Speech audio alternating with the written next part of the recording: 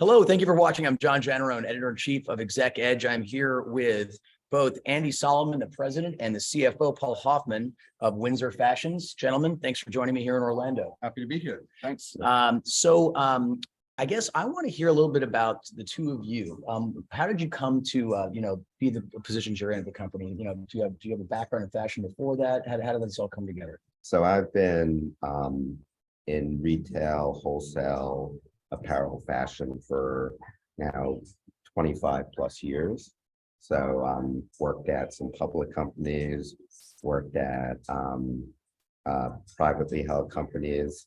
I actually spent my whole career in New York City.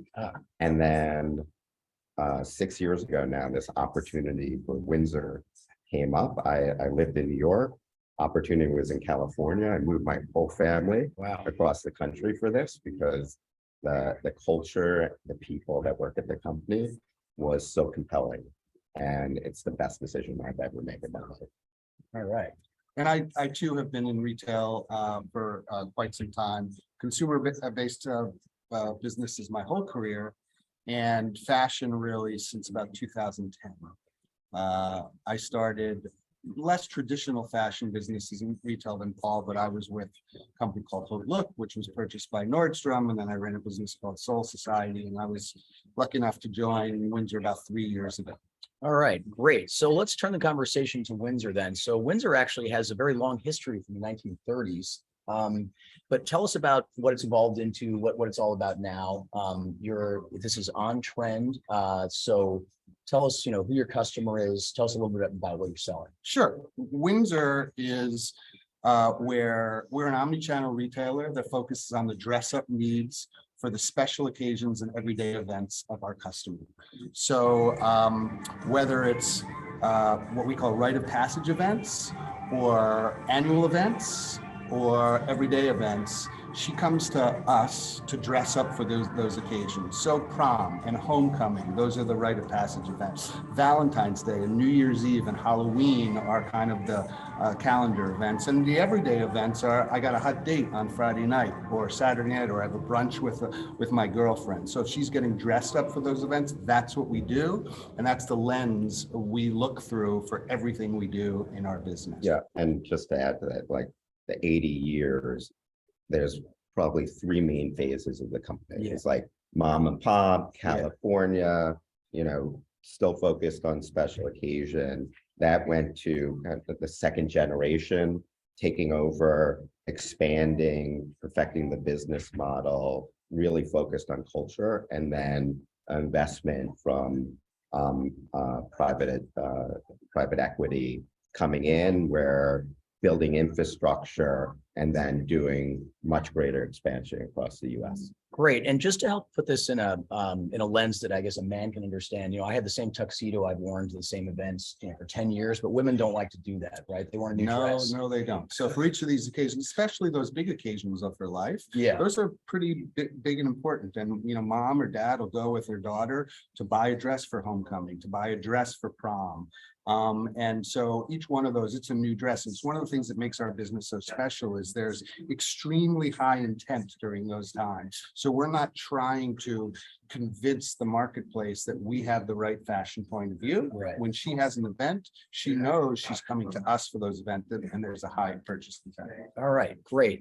So let's talk about your store footprint. You're based out west, but where are most of your stores? There's a new one in New York. We can talk about that, but tell us about where you are. And so we have 320 stores. Wow. End of this year. We've been opening up around 25 to 35 stores a year over the last 5 to 7 years.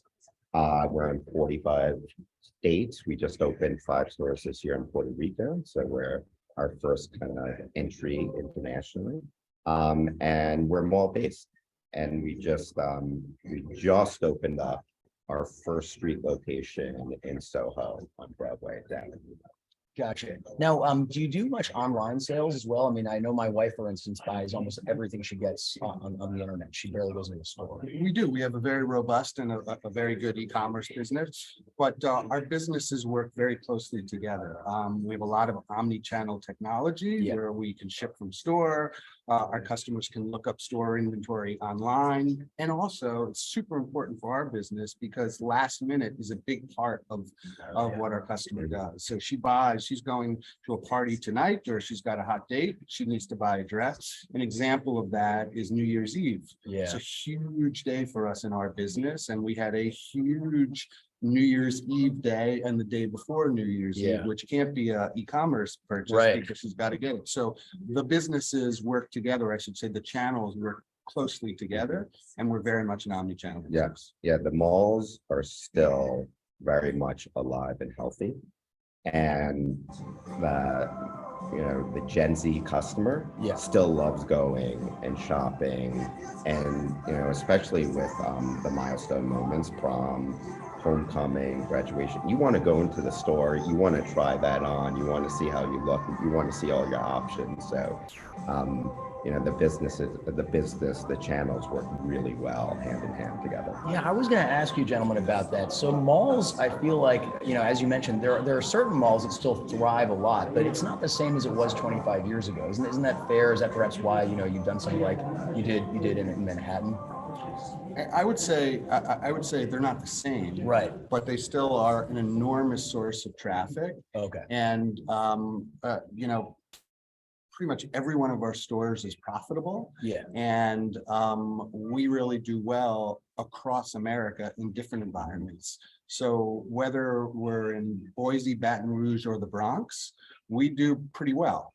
And so while there's been lots of talk about, the dying of the mall, that's Yeah. not really been our It's experience. interesting. And it continues to be that way. Yeah, we have a low CapEx, high return model. So opening up stores for us pays back in less than 1 year. So, it makes sense to keep on opening stores. The return is really high, and it adds brand awareness to our e-commerce business as well. Makes sense. Let's talk a little bit more about your customer. So is she in a certain generation, a certain income bracket, or is it pretty diverse? It actually is quite diverse. It's diverse ethnically, it's diverse socioeconomically, and also from an age standpoint, because our customer really starts when she's kind of 15 for homecoming, and it goes into her mid-30s and 40s. So in teens, she's in high school, she's buying a homecoming dress. In her college years, she's going to winter formal, she's going to all dressing up for the occasions of college. Post-college, she's going clubbing, she's got her friends start to get married, and it's all the guests of the wedding and all the different parties associated with the whole wedding business we do very well in. And so we kind of span across these different ages. And as I said, we do well in different markets because these occasions happen in all these markets, and we definitely are an affordable choice. We are very affordable. A typical dress can be anywhere from $39 to $89. So very affordable choice. Gotcha. So what's the competitive landscape like out there? What are the other choices for someone who's looking for a dress at the last minute, especially? So the way we view it is traditionally special occasion event business has been a department store business. Yeah. And the department stores, quite frankly, have spent less effort and put less square footage against special occasions over the years as their business has changed. And as our business has grown and we've grown this footprint to 320 stores, Windsor has now been the place that 12 months a year, we have product dedicated to this. And so she knows she can come to us where the department stores don't have it 12 months a year. And so that's really been the biggest piece. And there's other competitors that play in specific places, but there's no brand that, like us, has both stores and e-commerce to handle that last minute 12 months a year and throughout the country. The market's fragmented, and we're a trusted destination. Now, tell me about your future plans. You're in 45 states. You already have a few hundred stores. Is there still plenty of opportunity to add more? Yeah, and we finished the year at 320 stores. You look at other mall-based retailers out there, they have 600 to 900 stores. We plan to open 25 to 35 stores a year, so definitely a lot of white space and runway still on that end. Puerto Rico opening up internationally. Our next step is now Canada. We think there's tons of opportunity on that side of the border. And we think there's also a lot of opportunity down in Mexico. We're exploring opportunities open there as well. Great. Now, tell me about how you build awareness. Is social media a part of that? I mean, I imagine some of your customers take pictures because these are special occasions. And do they tag, your handle? Does that help you guys out? 100%, 100%. We're very active on TikTok and Instagram and Facebook and Snap. And we're very active on all the traditional digital channels.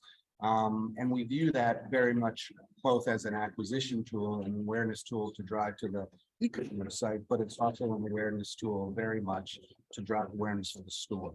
So very active with our own produced content as well as influencer content and our customer developed content. So the combination of all of that together creates a pretty nice group of content that we can leverage. Great.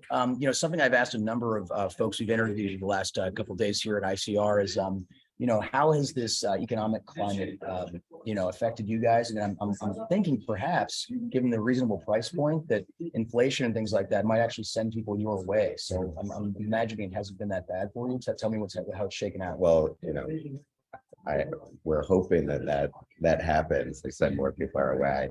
I would say that we're cautiously optimistic about next year. What we do have and what we've seen from our business is that those milestone moments, those annual events, those are really strong. Still, no one's gonna miss a prom. Right. No one's gonna miss their graduation. Yeah. People are still going to homecoming. So those built-in events for us really keep us consistent throughout the year and drive 4 profitable quarters for us. All right. Well, we've covered a lot of ground here, gentlemen. I guess I'd just like to close this off by giving you a chance to tell me what you're most excited about for the rest of the year. We're 2 weeks in here. What are you fired up about for 2023? Well, we're really excited because we had a great last couple of years and we built a lot of infrastructure and used this time to learn during COVID, and it has paid dividends for us in 21 and 22. And now we think that this growth that we've talked about, both for our brand, increasing the footprint and into international, will really lead to continued growth and strong performance. Yeah, continuing to double down on what we do best. We have a niche business, really focused on occasional events and growing our awareness around there. And then taking that and taking our model that's very successful in the US and doing that in Canada and doing that in Mexico. All right, great, exciting stuff. Well, Paul and Andy, this is Windsor Fashions. Thank you both for being here. Signing off here from ICR. Thanks for joining us. Thanks very much.